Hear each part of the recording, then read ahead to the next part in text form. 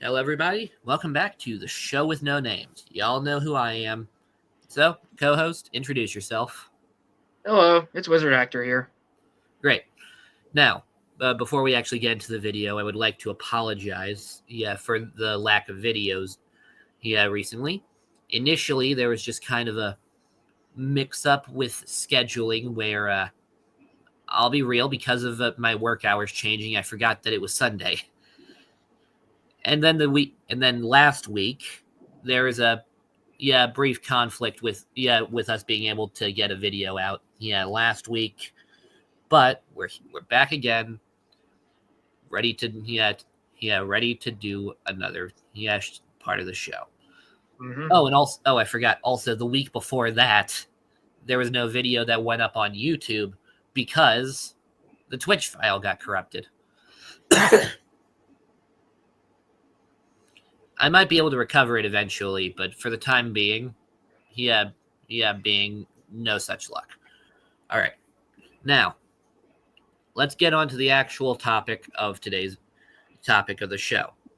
So, in our last episode that was lost, we were kind of playing a game where we were going back and forth trying to debate which movie remake was worse between the Snow White remake and what movie was it that you were arguing for? 2008's Day of the Dead. Okay. All right. Oh, and also for reference, I found some things that were worse than the live action Snow White remake. Oh boy. Yeah. For instance, even just on the topic of Disney, Peter and Wendy, might actually be worse too. But okay, so back to the topic for today's video. Horror games. You know them, you love them, maybe not, I don't know. I wouldn't say that I know our audience top notch, but a lot of people really seem to enjoy horror games, so that's why I kind of decided to make it the topic of today's video. Yeah, and maybe you're some of those kind of annoying people that just say, "Oh, I don't play those games. I like to play happy stuff." Okay? How about you just let us enjoy the games? Yeah. All right. Now, for starters, let's talk about which horror game was for us the scariest. You're up first since it was your idea. Okay. So first off, I'm going to mention a game that I've been playing recently. It is the remake of the original Resident Evil. Oh yeah, I have that one. The PS4 Yeah, version. yeah, I've got it too. Yeah. I've been enjoying my time in the Spencer Mansion, solving puzzles, fighting monsters, and all that type of stuff. But I think so far, in terms of the scariest game that I've played, it doesn't necessarily rely on jump scares, which I like because you don't really need jump scares all that much. But the game in question is the remake of Silent Hill 2. Oof. Yeah. All right. Like, I'm just gonna be dead serious. I had no expectations when I started playing. I didn't really know what to expect of Silent Hill because I've never really played a Silent Hill game in my life. And I figured that at least 2 would have been a decent place to start. So I asked my dad if he could get it for me, and he did. But I think from what I've played so far, it can definitely be regarded as the scariest because it uses a mix of so many things so well. And unlike the first Silent Hill, which focuses more on occult horror, the second game is more based on one of my favorite subgenres of horror, which is psychological horror. Yeah, the entire genre was very psychological horror-esque. But what would you say makes it more psychological horror based than the first one? I think it mostly comes down to the fact that they described like the designers behind original Silent Hill said that it was more than likely going to be focusing on psychological stuff because in lore wise, the town is a manifestation of your worst nightmares. Yeah. And, like, apparently, according to them, no one ever makes it out alive. But we'll get to that another day. But I Yeah. think one thing that makes it more psychological horror as well is its use of the oppressive fog. Yeah. And interestingly enough, the fog itself was originally just a way of covering up the fact that they couldn't render things properly in the original system. So they've Yep. put the fog in as a way of preventing you from seeing the unused polygons. Yeah. But what I'm thinking, what they didn't know is that it would actually add to the legacy of Silent Hill's horror when the game first came out. Yeah, Because it's a very nice it's touch. yeah. Not only did it use fog, but it also used darkness really well. And like it used those two so effectively that it essentially became one of the most memorable games for the PlayStation 1. Mm-hmm. Yeah. And I do. One of my favorite things about the fog, though, is one of the major things that helps with any form of horror is to deprive people of one of their senses. Not all of them, of course, but at least one of the senses being deprived gives a major problem. And what are the senses? Yeah, touch, taste, sight, hearing, and what was the fifth one? Touch, taste, sight, hearing.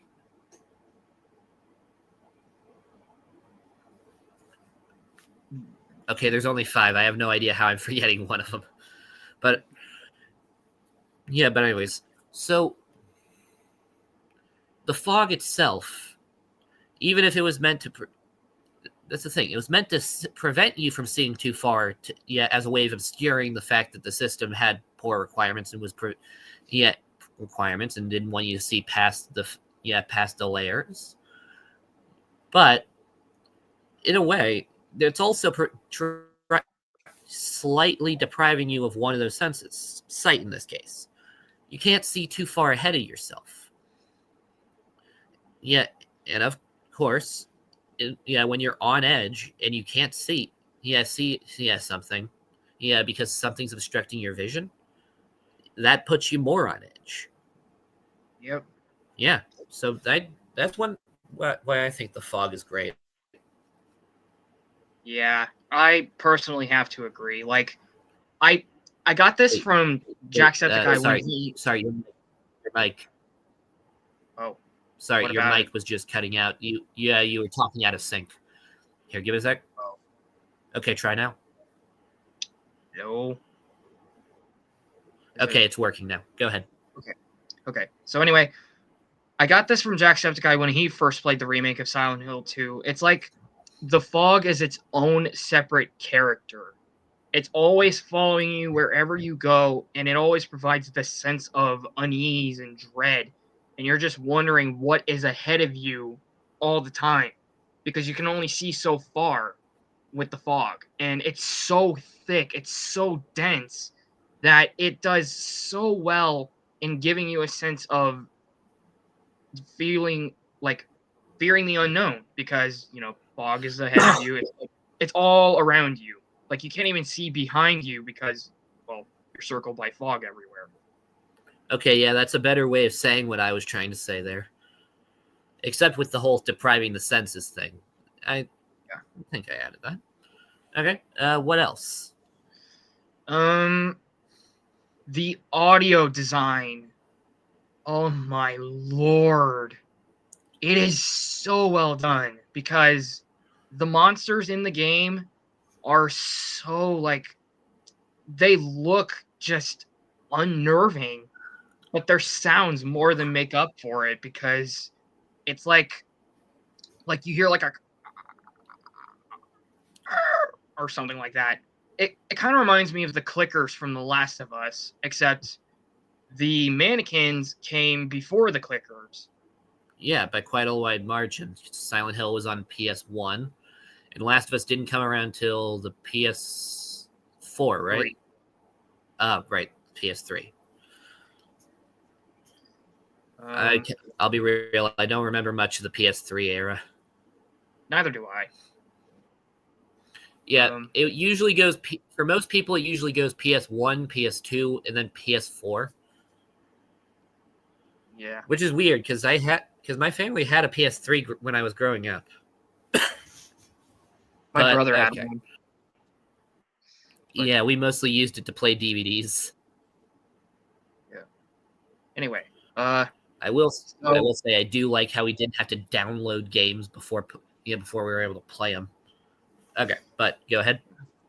okay. So another thing I should mention is that the second game, the original second game from 2001, had very, how do I describe it? It's like they had very wooden acting. None of the characters felt real at all with how they talked, especially Guy Seehee as James Sunderland.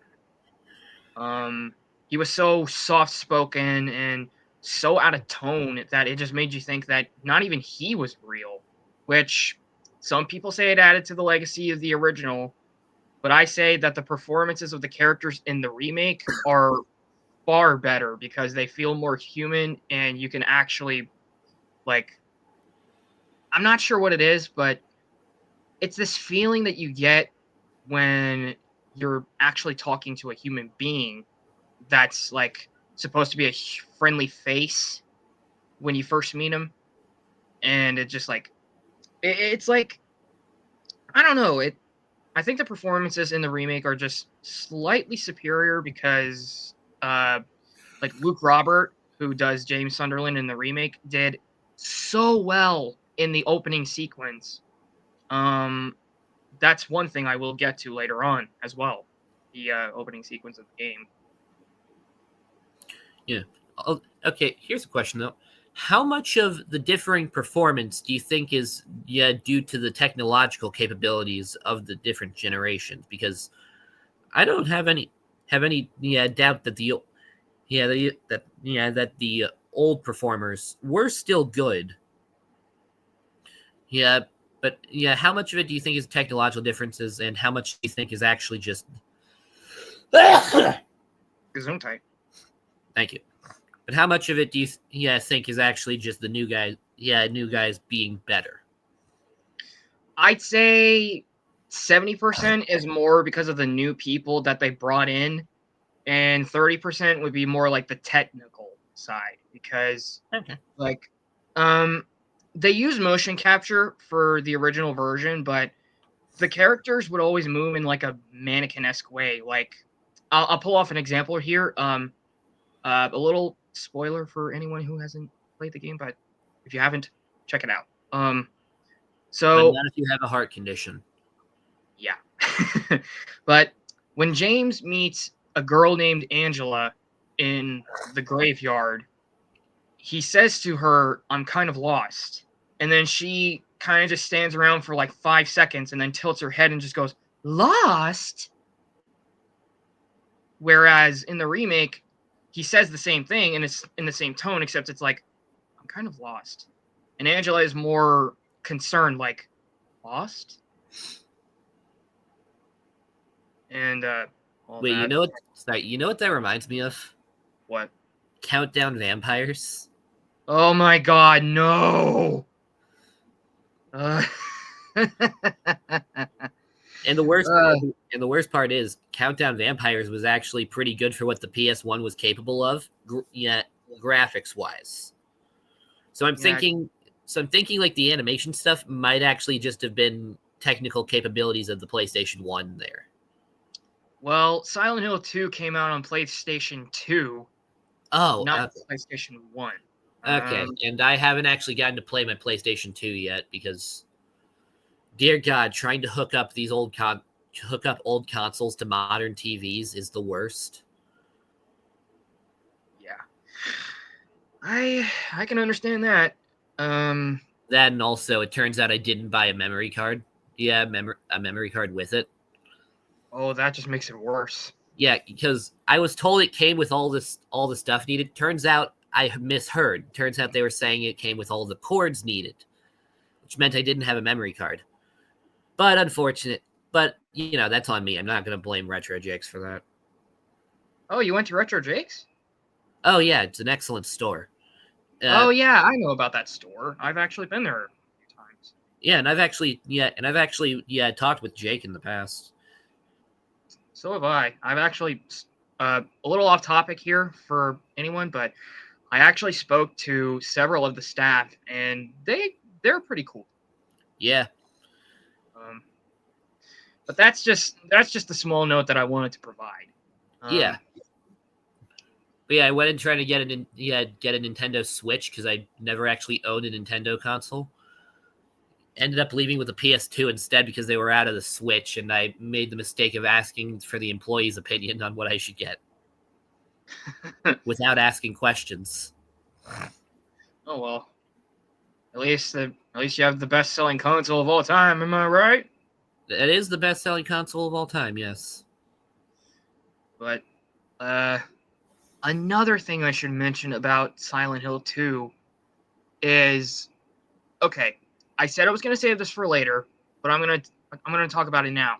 The opening sequence of Silent Hill 2. Do it. Okay. So, obviously Imagine if Anakin actually said that. That'd be funny. But as we know, Silent Hill 2 opens up in a dilapidated bathroom where James is looking at himself in the mirror and then he goes like this.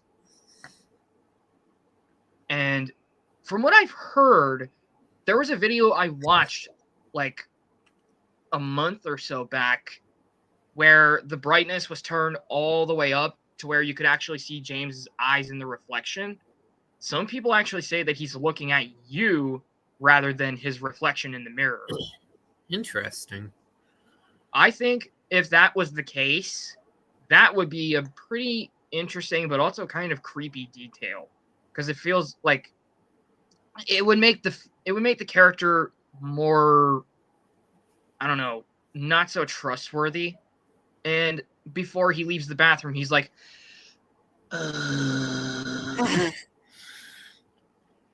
Sorry, that was just funny. well, that's the whole point. But the remake opens up a little differently. There is, like, it starts off with a black screen, but then it transitions to James's hands overlooking, like going over the sink, and he's like breathing heavy, and then it shows up a close up of his mouth and him swallowing the whatever was in his mouth, like maybe saliva.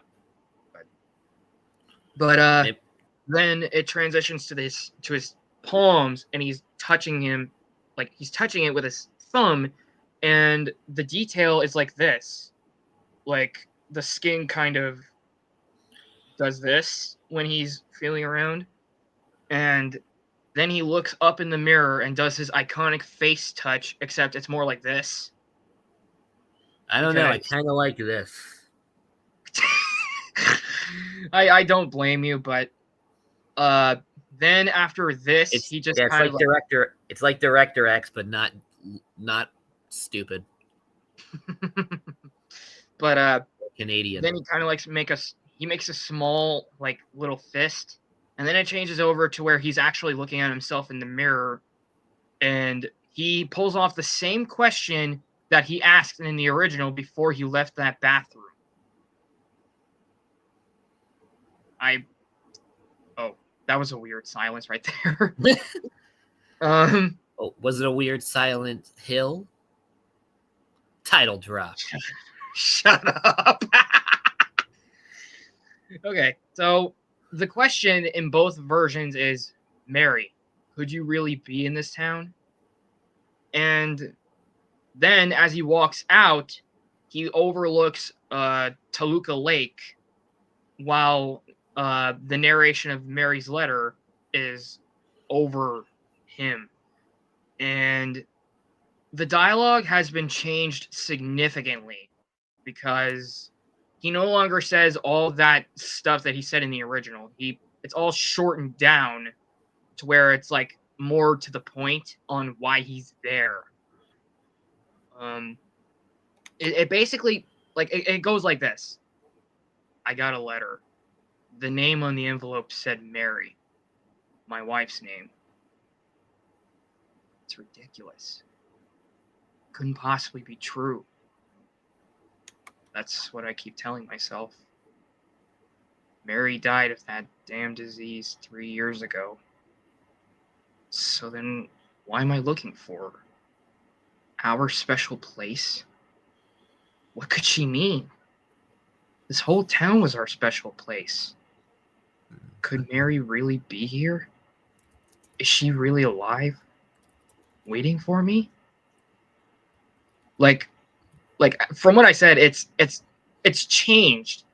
And some of the things that he says in the original have actually had different placements. Like, for example, when you go into like a bar, James will find this thing covered up by a cloth, which just so happens to be an old school jukebox. Yeah. And he goes around the town looking for a record, and he repairs it, and then he plays it, and he reminisces on a memory that he and Mary had. And it's basically, they spent the whole day at the lake, just the two of them staring at the water. And that's what he says to himself in that moment. Of course, the jukebox breaks, but it was enough for him to reminisce on a memory. Yeah. This is why you don't copy the Fonz. Don't try to turn a jukebox on by punching it. Well, it's funny because the way that you turn the jukebox on is kind of like a mini puzzle. Like, you have to actually choose what record and what category you want to play. And I think that right there is actually kind of an interesting puzzle. So I can't play Billy Joel just because they wanted to make it a puzzle to turn it on? Well, you can't really play Billy Joel at all because the records are gone. The whole town is just deserted. This is the worst jukebox ever. I know. Disappointment. But I think as well, the music, which was composed by longtime composer Akira Yoriyama. I'm sorry. I'm sorry. What name did you just say? Here, let me actually search it up. Silent Hill composer Akira Yamaoka. Okay. Sorry, I thought you said Akira Toriyama there at first. No, I said Yoriyama because I couldn't remember the name. I know it's in reference a little bit to Toriyama. May God rest his soul. Yeah. It was a sad day when he passed. I remember as tribute, I spent an entire day just doing push-ups. Yeah. That was not a fun day. Yeah. But anyway, Akira. Oh. But Akira Yamaoka returned to do the score for the newest Silent Hill, which I kind of want to check out at some point. But we're going to focus on 2 anyway. So after, he returned to do the soundtrack, right? And he changed some themes, added in some new ones. The beginning piece of music that you hear in the intro cutscene when James is in the bathroom, you can tell it's like boom, boom, boom, and then it adds in like a little violin afterwards. And I think that right there is a very nice touch. Yeah.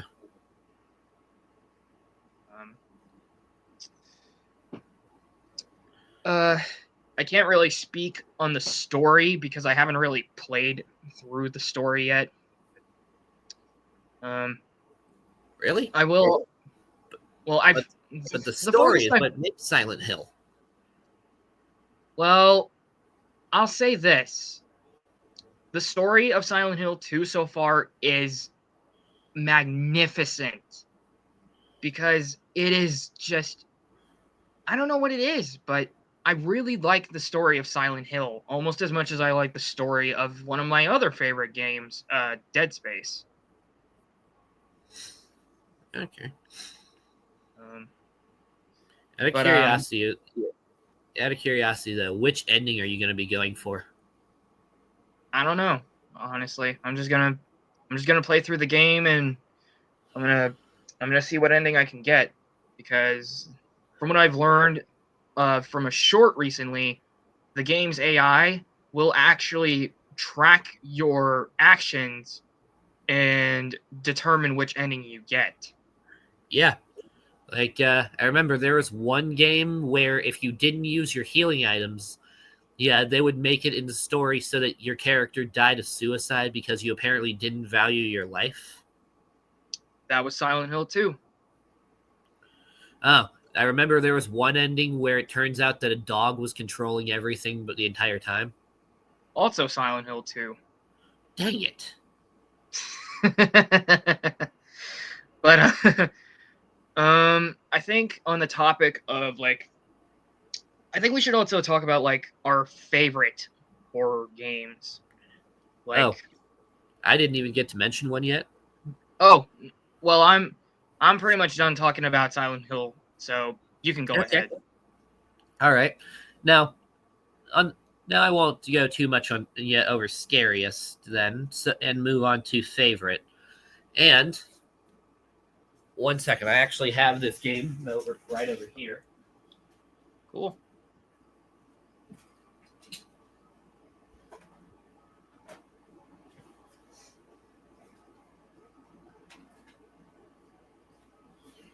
Just a very intricate background. Oh yeah, it's my tapestry of anime characters. I like Okay. it. Yeah, thanks. Okay, now this is not accurate because I played it first on PC, and it was great. It was free. Doki Doki Literature Club. I actually wait. I think I have that on my computer. Yeah, but yeah, it's easily my favorite horror game, and you know it's a good horror game because it was actually on the news for being blamed for mass child. Sorry, I forgot we were on Twitch for a second. It was the BBC News was blaming this game for kids. I think teenagers specifically.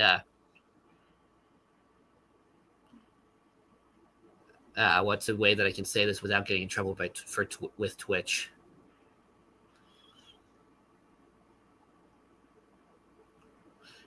Doing what we all wanted to do when we were watching the live action Snow White. Pretty much. But yeah, so now let's look at this. First, the cover is this girl here, and on the back we see four more. We see we see these images, yeah, of a scene suggesting yeah some things, and through this we can get the information. We can likely infer it's a dating sim. And if you read the description on Steam at least, wait, I could actually pull Steam up here. okay, thank you, because I was checking the back of the box to see if they had the same description. Nope. Okay. Go ahead and continue talking. Okay. And the description itself, yeah, we'll have it. I'll have him read it once he pulls it up on Steam. But yeah, genuinely tries to do everything to convince you that it is simply just a dating sim. And of course, given that I don't actually play that genre, it's Yeah. quite convincing at the very least, because I didn't really have any expectations for that. But all right, so okay, seems he has it pulled up. Would you mind reading it for us? I have the original version pulled up as well. So, Okay. it says here, "Hi, Monica here. Welcome to the Literature Club. It's always been a dream of mine to make something special out of the things I love. Now that you're a club member, you can help me make that dream come true in this cute game. Every day is full of chit chat and fun activities with all of my adorable and unique club members. Sayori, the youthful bundle of sunshine who values happiness the most. Natsuki, the deceivingly cute girl who packs an assertive punch. Yuri, the timid and mysterious one who finds comfort in the world of books. And of course, Monica, the leader of the club. That's me! I'm super excited for you to make friends with everyone and help the Literature Club become a more intimate place for all my members. But I can already tell that you're a sweetheart. Will you promise to spend the most time with me?" And then it says right here, this game is not suitable for children or those who are easily disturbed. Yep. You see, they give you every interpretation to make you think it's a dating sim, but then they throw in the warning to tell you, yeah, it might actually tell you it might just be more than that. Yeah. So you go through the game. It seems pretty normal for the most part, up until, but it seems to go a little bit more beyond the standard because they throw in some interesting things, some details about the characters that just seem to stick out and hint towards more. Mm-hmm. Like the hints of Sayori being depressed, or Natsuki apparently having an abusive father, or that Yuri might be slightly unhinged. There's even some hints that Monica is a little bit more than she seems, but we don't understand exactly how or why. Right. But then, as we can, and there's also a funny joke about Mistrant. Yeah, joke where Natsuki makes a joke about Monica's name. Name. But then Monica says that joke wouldn't work in translation. She casually breaks the fourth wall, hinting towards her end game, the end game. But because it's because it's a joke, we just think, oh, okay, so the developers just put a joke in there. Okay, that's funny. Yeah. Of course, we know that. Don't spoil it. I'm not gonna say it, but I'm just gonna say that we kind of become detective. Yeah, we come in here like Columbo, saying all our nonsense, and then before leaving, we just go, just one more thing. Yep. Do you even get that reference? No, I don't. Columbo, greatest detective show of all time. Okay. Instead of a whodunit, it's a how catch 'em. We see the crime done in the beginning of the episode, and then it's just a matter of how's Columbo going to catch him.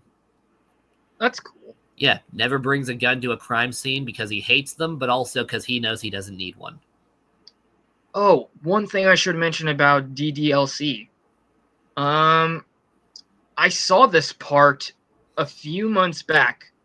Or no, it's probably a few years by this point, but this is probably going to be a little hard to explain without spoiling it, but okay. Would you mind waiting until after the description's over for this? Yeah. Okay, great. Just write that down somewhere so you don't forget it. Maybe open a second tab and then type it into the search bar. Mm-hmm. Okay, so where was I? All right. So you go through the things. It's pretty standard up until sudden, Sayori doesn't show up, and then we talk to her. Turns out she's seriously depressed, which explains a lot of the character things that she has. Yeah, like how she doesn't. Yeah, like how she never wants to actually get out of bed in the morning. Mm-hmm. But then, we go through the whole character moment there. And then the next day she doesn't show up to. She show up to school. Yeah, we're talking to everyone. Monica's saying that we should.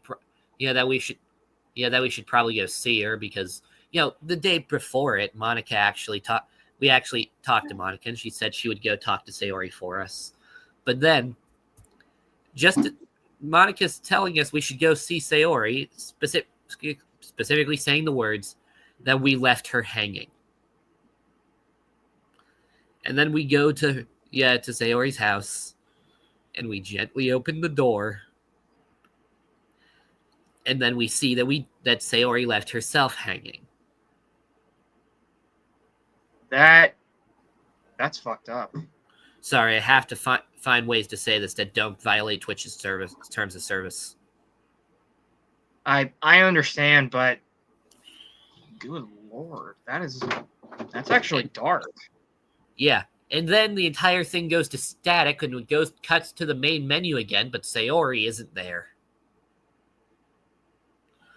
We restart it, but because Sayori was so important to the plot of actually getting us to the club, and her character isn't there anymore, it rewrites itself. So now Monica's the one who takes us to the club in the first place. Wow. We talk with the characters, and they're acting a bit different this time. Their personalities seem a little amped up, specifically with Yuri. Yuri's full-blown weird this time. And we interact with the characters again this cycle around, and Yuri's very concerning. Heck, at one point we see through Monica lifting her sleeve, we see marks all around her arm. But let's just say they're not parallel. They're everywhere. Wow. Turns out she just likes doing that. She loves knives. Yeah, well. But then an interesting thing. One of the other remaining girl in the game, Nitsuki. Mm-hmm. Who is best girl, by the way. She secretly hands us a piece of paper, passing it off as a poem. It's a note to us asking for help because she's worried about Yuri. She knows that Yuri and her never really got along. So she's asking us to be the ones to help Yuri. And she's saying she'd do whatever it takes to get us to help. But then as we finish reading the paper, her face goes completely blank and she just goes, "Never mind. Don't worry about it. That was a joke," before walking away. Wow. And then eventually Yuri finally confronts us, and she does the whole confess her feeling thing. And she pulls out a knife. So we have to decide yes or no. But no matter what you say, okay, how do I put this in a way that doesn't violate Twitch's service?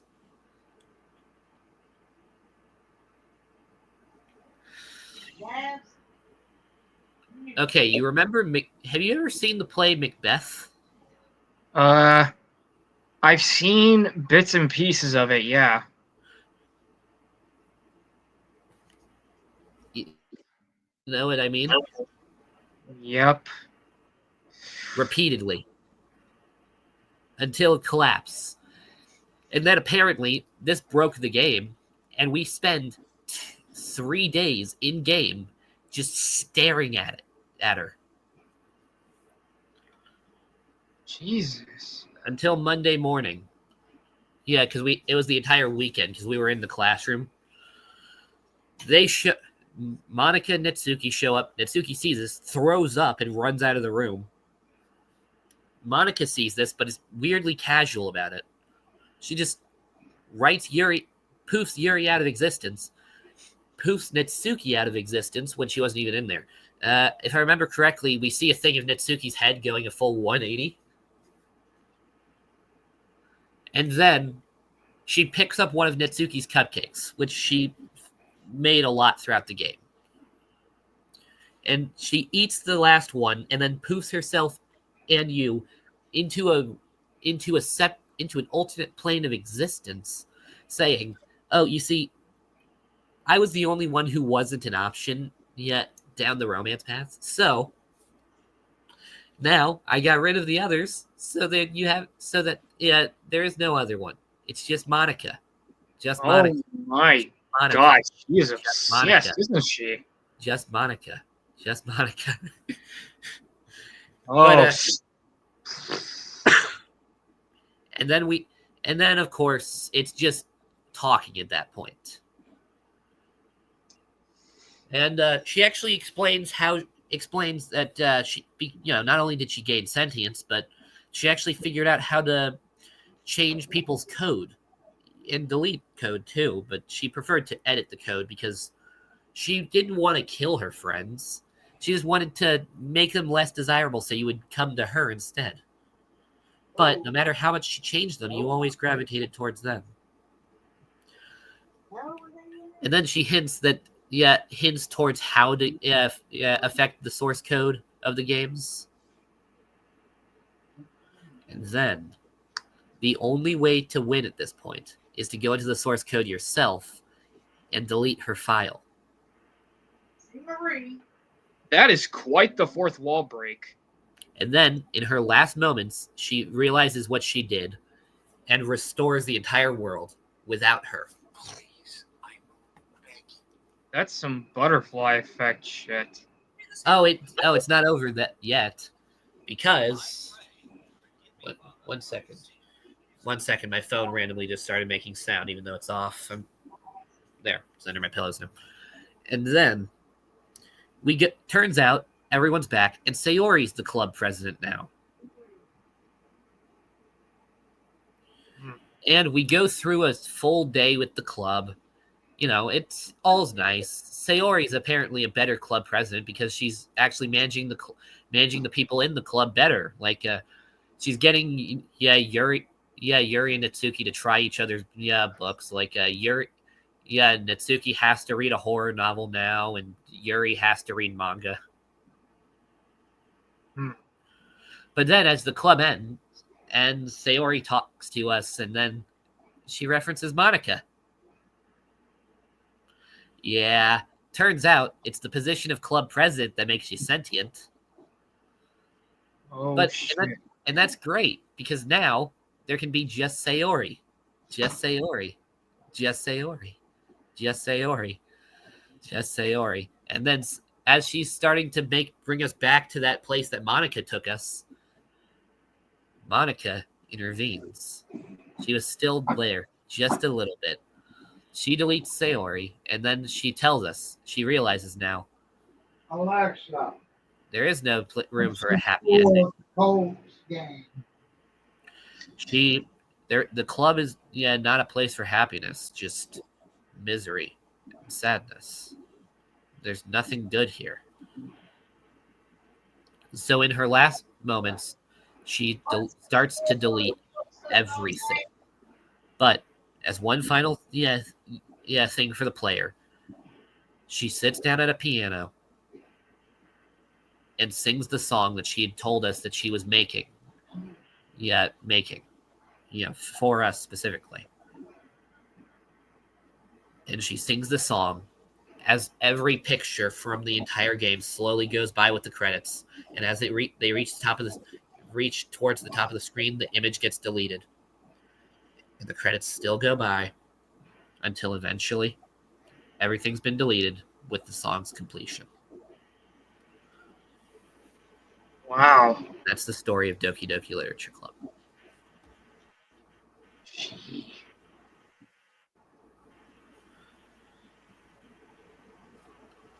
Oh, actually, I think I can pull up the song on YouTube. Here, why don't you say that talking point that you had while I look this up?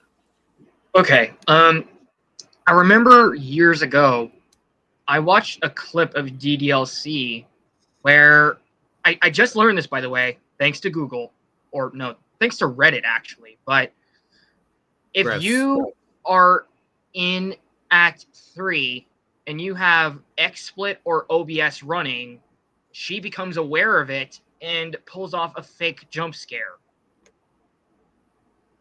before following up with a real jump scare. Sorry, can you repeat that? Okay.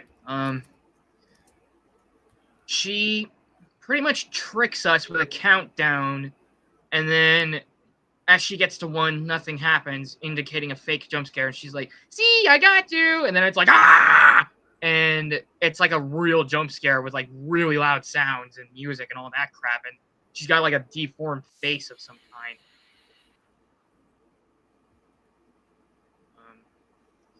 But Okay. that was the point that I wanted to make. Okay. All right, and here.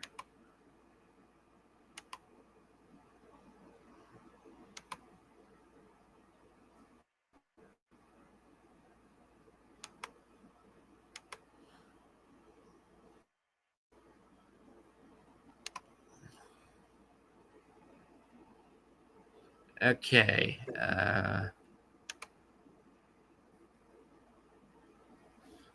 All right, and pulled it up. Ready? Ready as I'll ever be.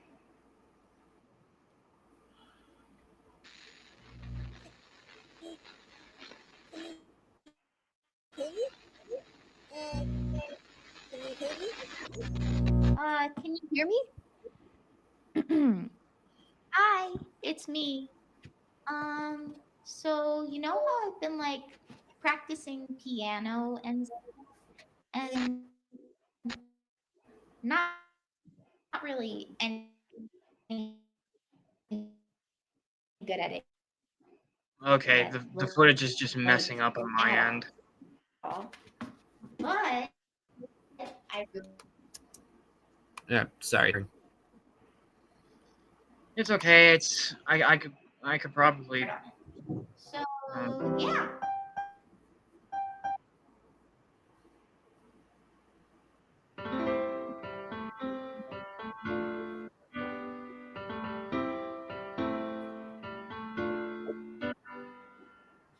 Every day I imagine a future where I can be with you.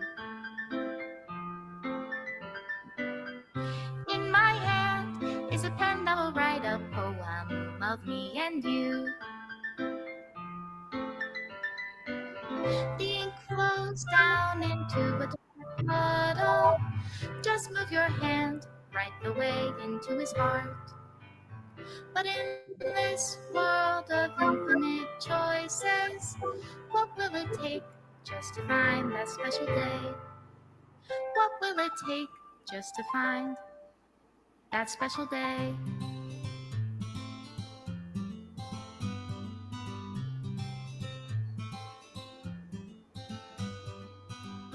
Have I found everybody a fun assignment to do today?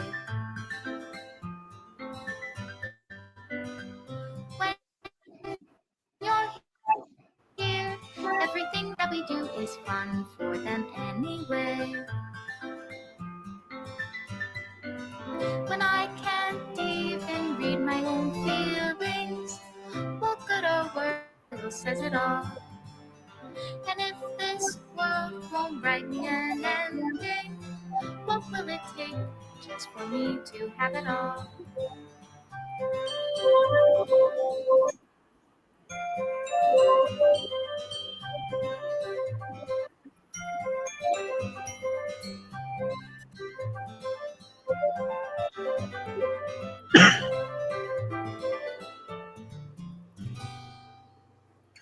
Does my pen only write bitter words for those who are dear to me? Is it love if I take your is it love if I set you free?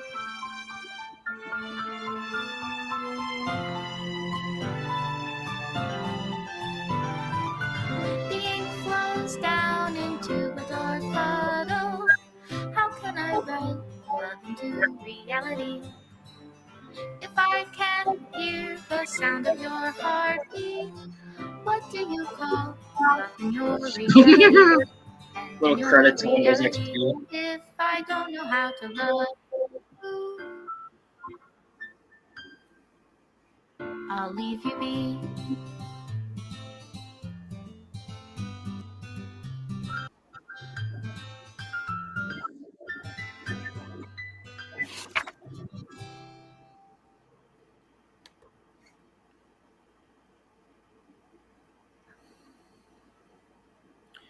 And this poem here that Dan Silvato wrote to the fans was the last part of it. But yeah, that's it about Doki Doki Literature Club.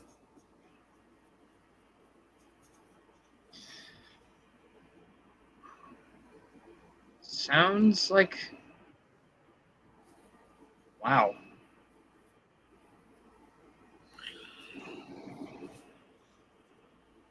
I can't even provide a comment. Like it I don't mean that in a bad way, but good lord. So okay. I will say though, it also has made a bunch of inspired a bunch of fan games and mods that people made specifically to continue the story, and plenty of them were specifically designed around the idea of give a happy ending. Well, I think I don't think there is a happy ending for the literature club. Well, I mean, if you use some of those mods, they're actually there can But I mean, be. like without the mods. Oh no, not even close. It's horrible. It's like what would I describe it like? It reminds me of Cyberpunk in the way that they say that there's no happy endings in Night City, and I kind of see that with this game right here, because it's like it tricks you into thinking, oh, this game is cute, but then you get to the end and it's like, oh my god, no. I would say even just halfway through the game when you see a girl hanging, yeah,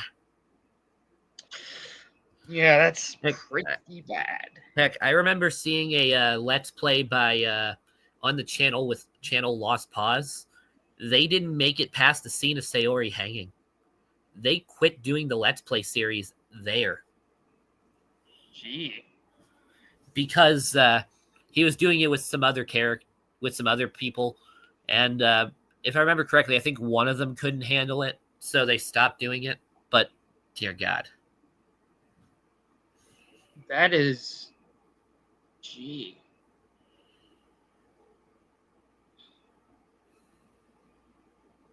That's just, wow.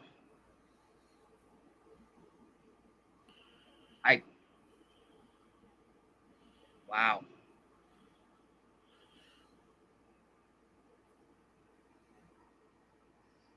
okay, so that's it for Doki Doki Literature Club. Now, how about we look at some of the more recent horror games or ones that might be coming out soon? I could actually do that. You want me to buy you some time? Want me to buy you some time while you think?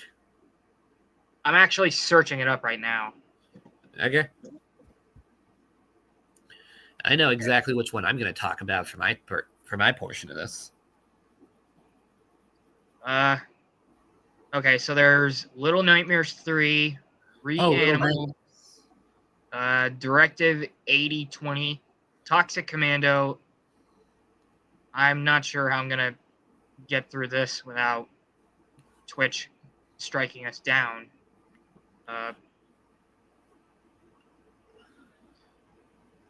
I'm not sure if they can sense the word blood.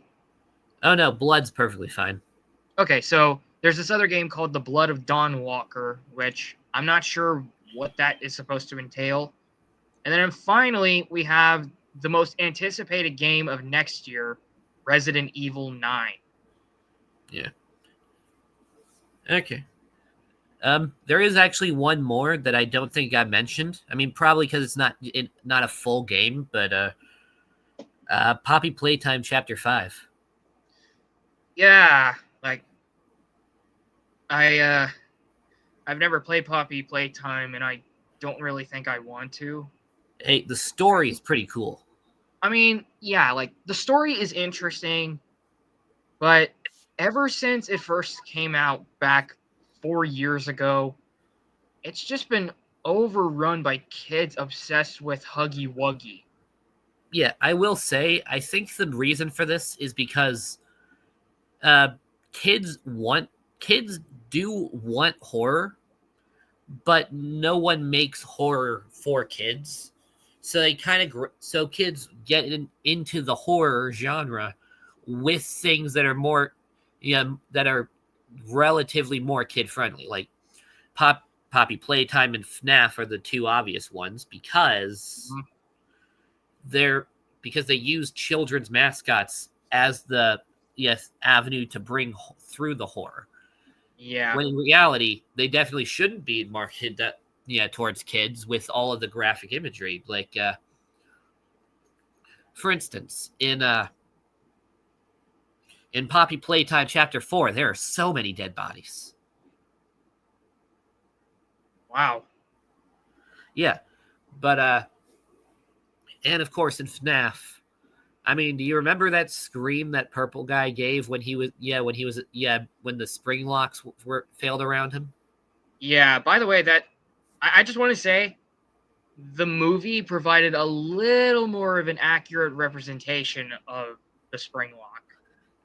Maybe an accurate representation, but dear God, it was so disappointing. Yeah, the movie was disappointing. Also, I'm just gonna say this: how does Foxy have less screen time than the cupcake? That's what I want to know. And how does the cupcake have a higher victim count than Foxy? Also, spring locks don't fail because you touch them a little too hard. They fail because they get wet. I assume that was because the cupcake. I know, but still. Ugh. Also, why are the animatronics moving in still frames just like this? The entire point of doing a live action thing is so that you can make them look more realistic with how they move. Yeah. And heck, Okay. Foxy's always been the one who moved the most fluidly. But hey, at least the costumes are accurate. Oh, but also, I'm just going to say this. I hate how they gave Vanessa Michael's backstory.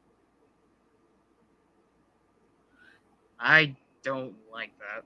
And how they just kind of swapped Michael's backstory for nothing. Oh, and now there's a kid who can kind of talk to the animatronics? How is that even like... Ugh. The more I think about that movie, the more I get pissed off about it. Yeah, I will say, best part of the entire movie was the Matt Pat cameo.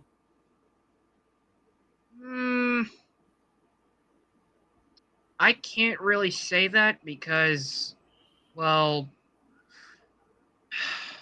I'm going to receive a lot of criticism for it, but I never paid attention to Matt Pat unless if you were talking about him. Yeah, I mean, Like, I was a big game theory fan. Yeah, his theories,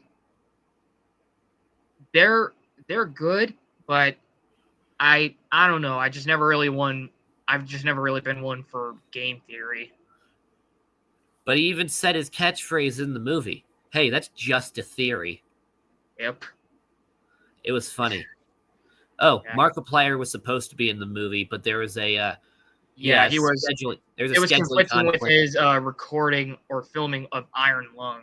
Yeah. He was supposed to be the security guard at the start of the movie. Yeah. Yeah. Mark, maybe you're glad you weren't in that movie because it was really disappointing. I mean, hey, the cameos were the best part of the movie. We're all okay with that. I don't know. I thought Matthew Lillard was my favorite part. I thought that he deserved better. Look, the biggest reason as to why I liked Matthew Lillard in the movie, no, it's because of Stu Macher from Scream. Oh, right. Which was like his first villainous role that I ever knew him for. Yeah, that's fair. I will say I think he deserved better because William Afton is an amazing villain, but they made him so irrelevant in this. Yeah. And even then, okay, so he convinced the animatronics that he was a good person, yeah, because he put drawings on a wall.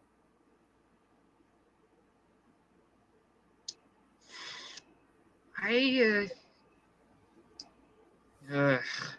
Meanwhile, in the games, it's implied that they specifically go after the Night Guard because William Afton killed them in a Night Guard outfit. Yeah, and therefore they don't trust Night Guards because Yeah, they they remind want them of William they Afton. basically the kids who are controlling the animatronics want revenge on the Night Guard because they think that Mike is William Yeah. or Jeremy as William. Oh, Or it's more or less been confirmed at this point that Jeremy was Mike, just using a different name. really? Yeah. I mean, think they both got fired for tampering with the electronics and with the animatronics and odor. Okay, I never realized that connection until now. Yeah, you see, it's more or less been confirmed that the reason was Mike was tracking down all of the animatronics that his father created so that he can undo the sins of his father's past. Yeah, and cleanse the world of the monstrosities his father created. Usually by tampering with the with the animatronics and then burning the place down. I never thought about that. Because you didn't watch Game Theory. Either that or I just didn't really listen enough. Yeah, but although funnily enough, I think I actually covered this in my video in my most viewed video on YouTube. Second, explaining the lore of Five Nights at Freddy's is my assignment for finals. Oh, cool. Yeah, I just explained the lore of Five Nights at Freddy's for my communications finals, and I got an A. Cool. Okay, but back to the topic that we were discussing beforehand. Okay, Poppy Playtime is actually a really interesting game. Here's how it goes so far. In chapter 1, there's this toy factory called Playtime Co. And you used to be an employee. But I think it was 15 years ago, I believe. Everyone in the factory just suddenly went missing. No one knows how. No one knows where they went. Nothing is clear. But suddenly, one day, you get a letter saying, all the employees are still there. Find the flower. So we go in. We see in a videotape that's telling us about the security measures. But then we find this thing called the grab pack. Basically, it's this thing that we strap onto our back that gives us these extendable hands that shoot on ropes like this. Yeah, I know how those work. Yeah, and you can use them for grabbing things, activating things from a distance, and they even open doors. That's one of their main security things. Things. The blue hand is general purpose. Red hand is for specialized clearance, and that's what we get all we get for chapter 1. We go in and we see a giant statue of the mascot of basically the mascot of the corporation, Huggy Wuggy. He's standing there like this, and everyone always uses the grab pack to high five him. Of course. And we're trying to get through a door through a door for electrical, but it's locked. But suddenly, Huggy's holding a key. But hey, so we use the grab pack, we get the key, we fix electrical, but then when we look back, Huggy's gone. Okay, I'm sorry to interrupt you, but this might actually be something I'll have to check out in my spare time. Oh yeah, I definitely recommend it. Because I'm just saying, I would want to learn the rest of the story by myself. Okay. Because I'm just saying, nothing against you, but I just think that in terms of things that I'm interested in, really interested in, I would not want to hear spoilers on it. Okay, if I remember correctly, I think chapter 1 is free on Steam. Let me actually check. I'm not sure if it is. Yeah. And even if it is, I don't think my computer can run it. Yeah. Oh, it's free. Yeah. Not Chapter. every chapter though. Yeah. Chapter 1's free, but in the event that you do want to play but don't have, yeah, if you want to see the gameplay before figuring out the story, okay, let me think. Okay, I watched the gameplay first from Presidents Play Horror Games, but then when they lagged behind for Chapter 4, I watched it on Jacksepticeye. I Here's the thing: as much as I love Markiplier, I refuse to watch his Poppy Playtime videos on, yeah, because dear God, they just drag on so long because he spends so much time doing nothing. But yeah, oh, and Jacksepticeye was actually in Poppy Playtime. Oh yeah, he was in chapter 2. Yeah. In a specific recording. Yeah. He was also in chapter, I think, 2 or 3 of Bendy and the Ink Machine. Yeah, he was.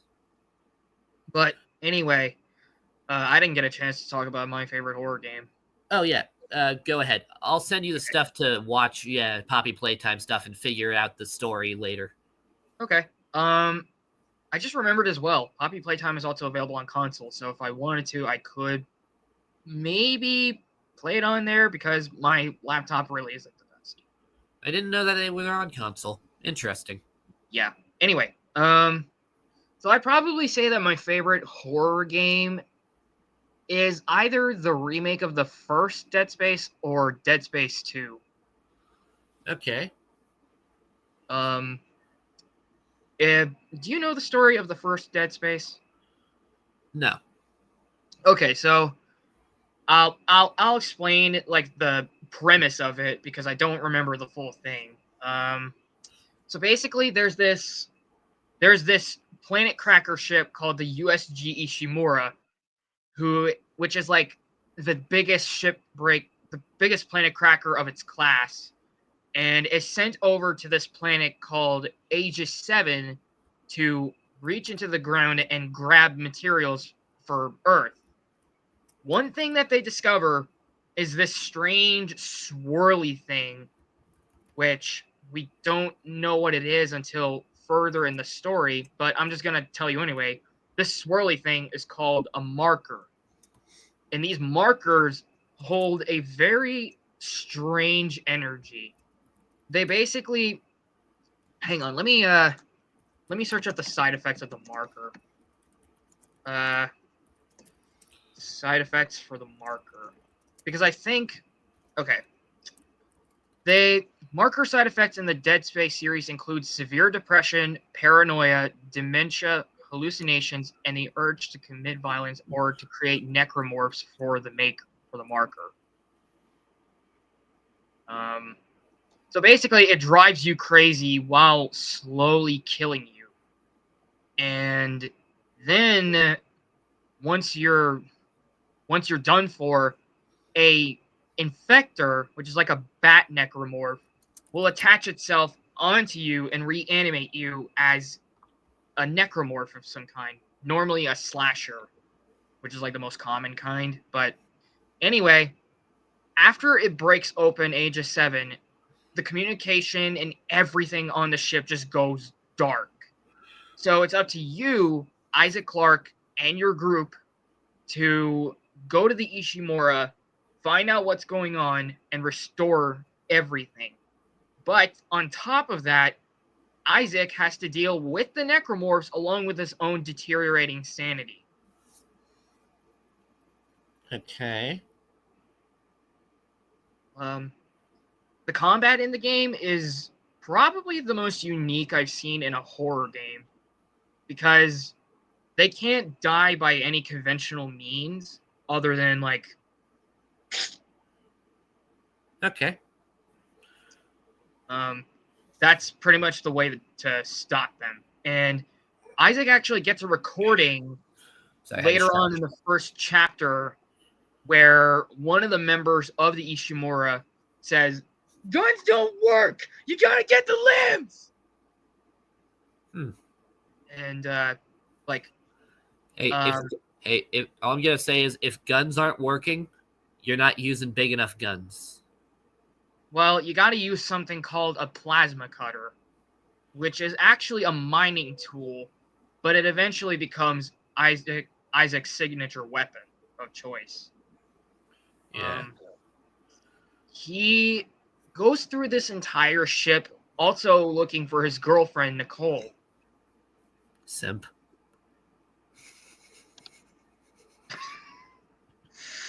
Anyway, yeah, the combat is cool.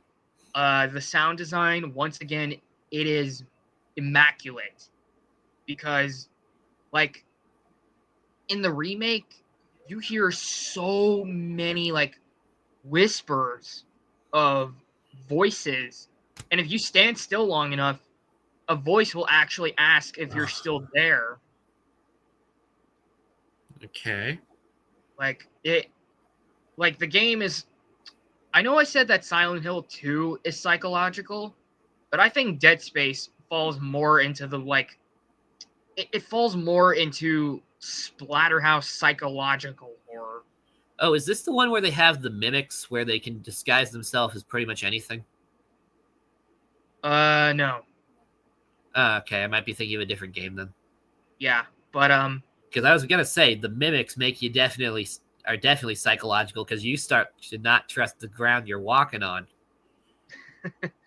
but yeah, the game is all based around like exploration in the dark, tight corridors, and sometimes, get this, the necromorphs can actually trick you into thinking that they're dead. Because I played the original about 7 years ago, and I was walking along and I noticed this guy laying on the ground. He had all his limbs intact, and he was just laying there, not even breathing. So I decided to walk past him. All of a sudden, he just jolts up and scares the shit out of me. And the noises they make are grotesque.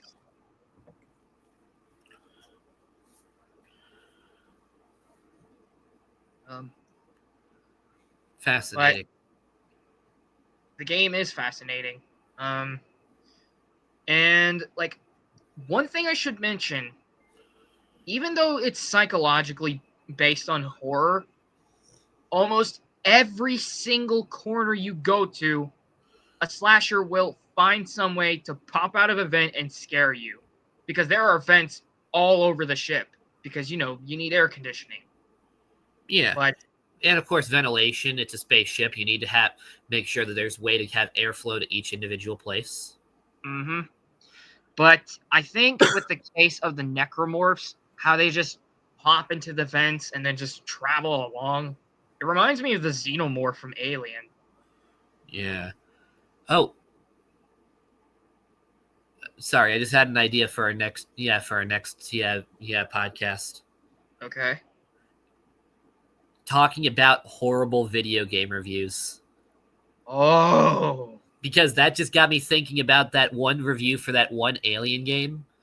Where there was where the guy was was constantly criticizing Alien, specifically because he felt that one, it was repetitive because you're constantly backtracking, and two, that the Alien AI, as he put it, was garbage because it seemed to come out of nowhere and find you no matter what, even if you're hiding. Despite the fact that if you look at the review, he's holding out the motion tracker that makes noise and can allow the xenomorph to find you when you're hiding. Oh my god, people are stupid. It's even worse than that one Doom review where it ends with a guy literally saying the phrase, "If only you could talk to the monsters." Why would you want to talk to the monsters? They're obviously trying to kill you. Yeah, and that's the main problem they had with it, because it's just mindless shoot until it's gone. You're playing a game called Doom. Oh my god. How could that guy diss on Doom like that? That is a fantastic game. Yeah. Or what's another good example?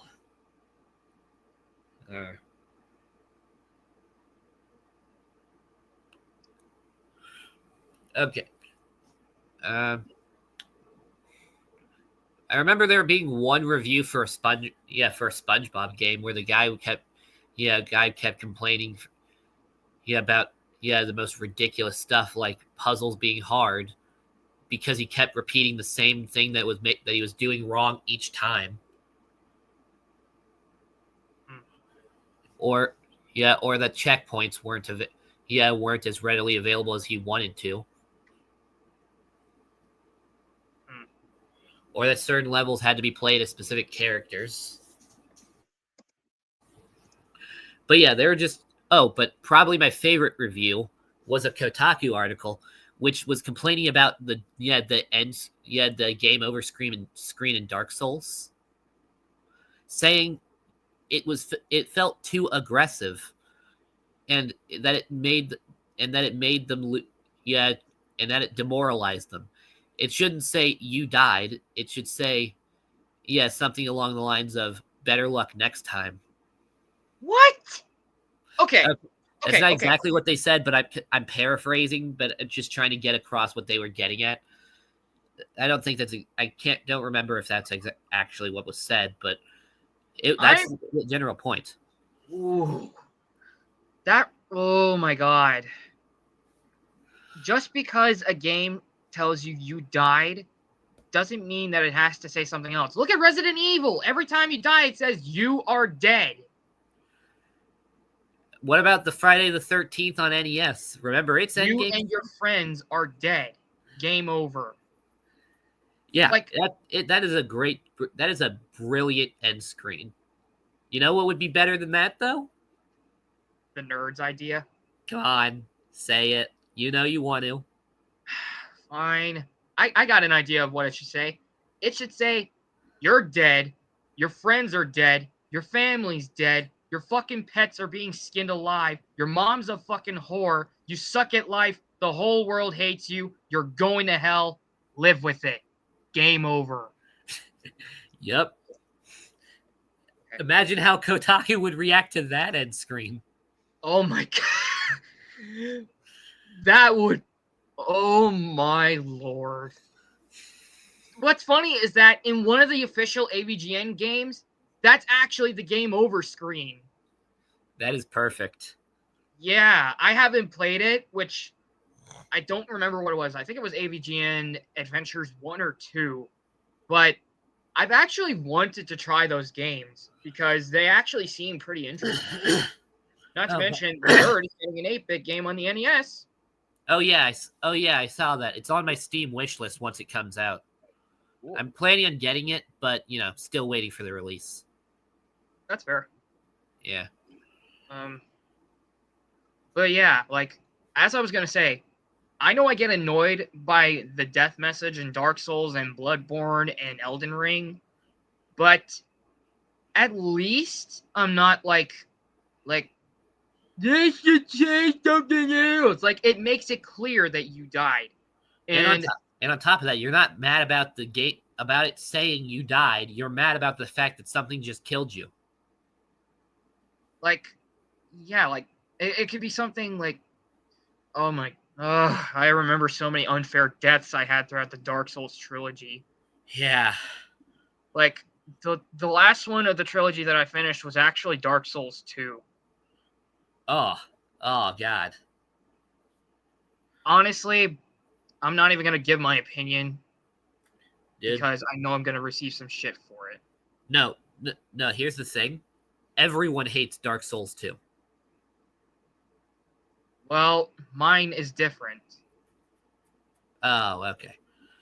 I personally enjoyed the story and the location of Dark Souls 2, but the gameplay was what threw me off. It was so sluggish, and the enemies were just ridiculous.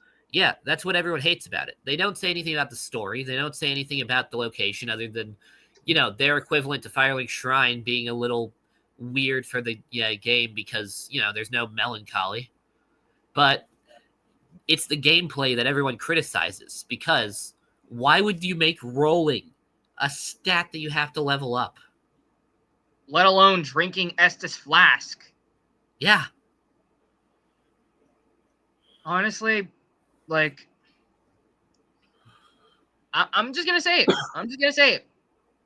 I think between Lordran, Lothric, and Dranglick, I think of all the settings, I like Lordran and Dranglick more.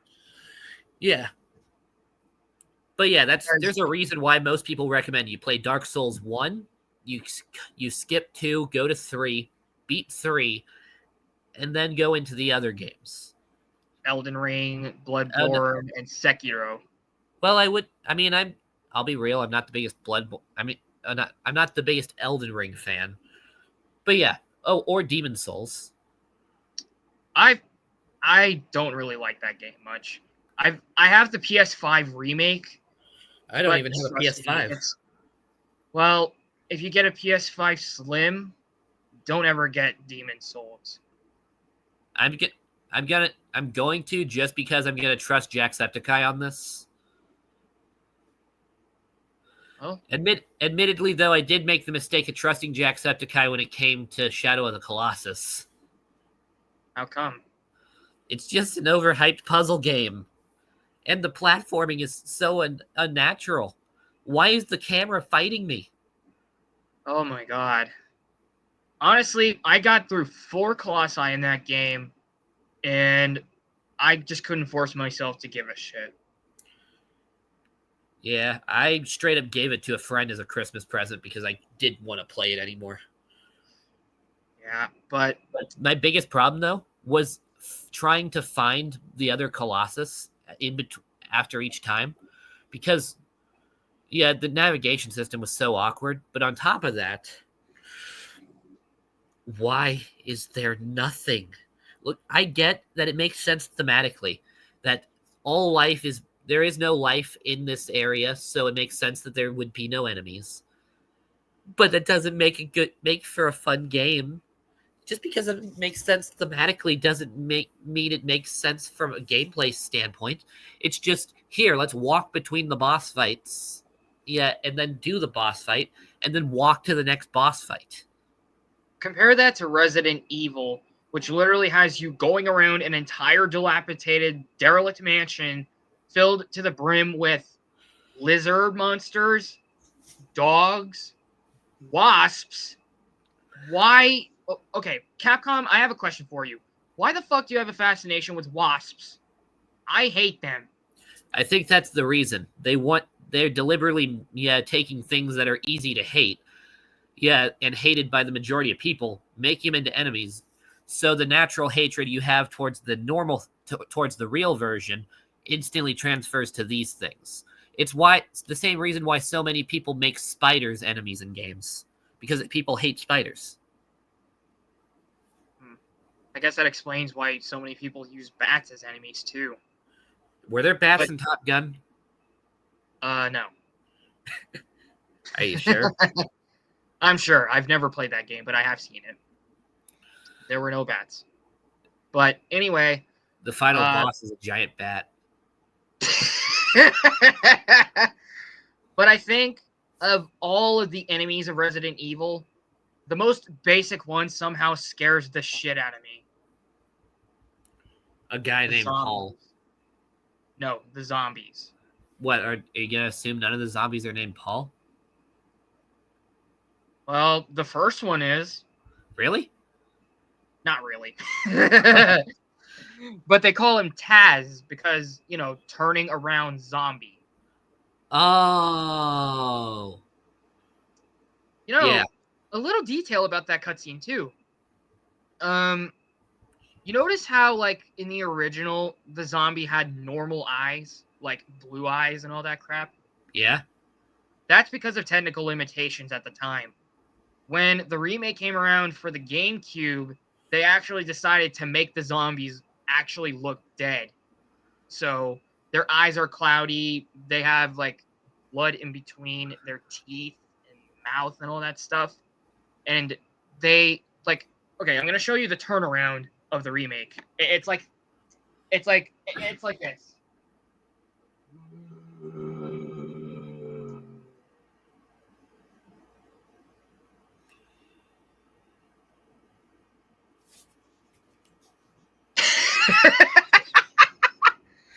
That would have been me in that situation, but I don't know. Yeah, I would have Sparta kicked that thing.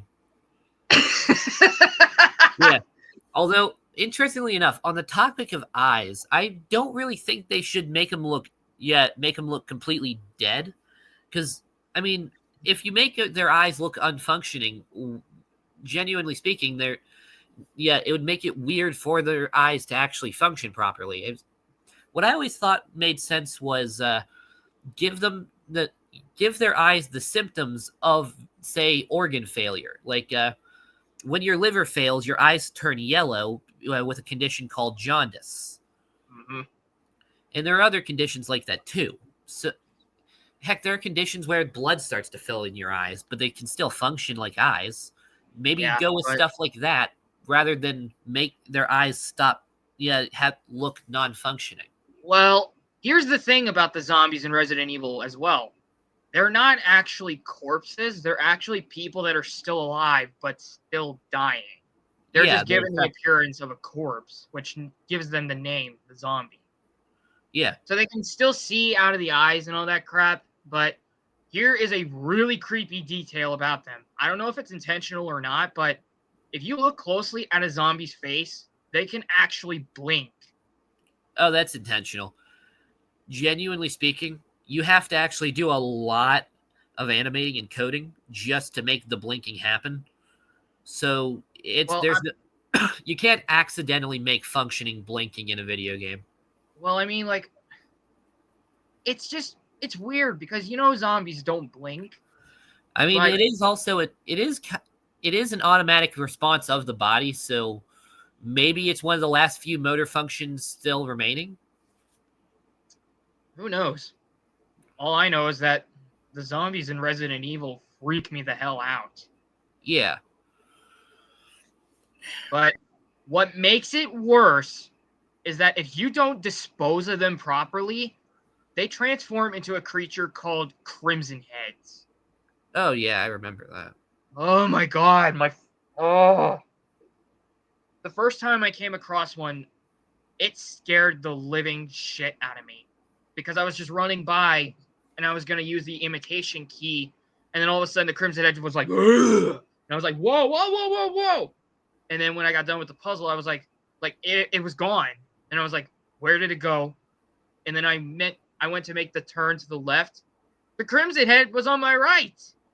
And because of the fixed camera angle, you can't see it until it's too late. Oh, yeah. So when it clawed at me, it actually scared the living daylights out of me. Yeah. Oh, Crimson Heads, man.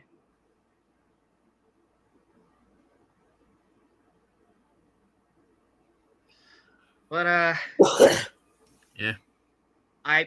I just wanted to make that kind of elaboration. Yeah, that makes sense. Okay. But yeah. Oh, and also, before closing off here, that game I was telling you about, Poppy Playtime, Chapter 5 is actually widely believed by the fans to be what's going to be the last chapter. And it's actually going to be coming out next year. We're not sure when though, because Chapter 3 took a long time to come out. But Chapter 4 didn't take nearly as long. But the thing is, Chapter 4 had a fair amount of glitches in it on release. But and also they tried to introduce a lot more story stuff to it. Whereas Chapter 3 was the point where we got a lot of the story. But because of it taking so much longer in development, it, didn't have any of the major glitches. Right. So we're not sure how long it's going to take for it to come out, but the general projection was around January.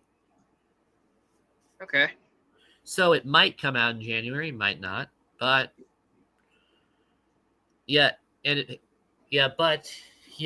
will be coming out soon. Cool. Yeah. And I can't wait for it to come out. It's going to be great. We're finally going to get answers. Probably. Yep. Maybe. Unfortunately, we can't really count on series anymore since MatPat retired. Yeah. Okay. But, okay. Yeah, we just passed past the hour and a half mark that we set for the stream. So, probably going to have to end it here. Mm-hmm. So, any final remarks for the fans? All I'm gonna say is, if you have not checked out any of the games that I mentioned, Silent Hill, Dead Space, Resident Evil, if you haven't checked them out, I would recommend you do so. But I would proceed with caution because they can be a little tricky to survive, but once you get used to the mechanics, you're pretty much just going to be spending most of your time completing puzzles in Resident Evil. Yeah. All right. And of course, thank you all for tuning in to this episode of The Show with No Name. Tune in next week for our next episode where I'm going to find the worst video game reviews I can on the internet or in actual publications, and we're going to rip them apart. We're going to just rip them apart like big old wads of paper. Yeah.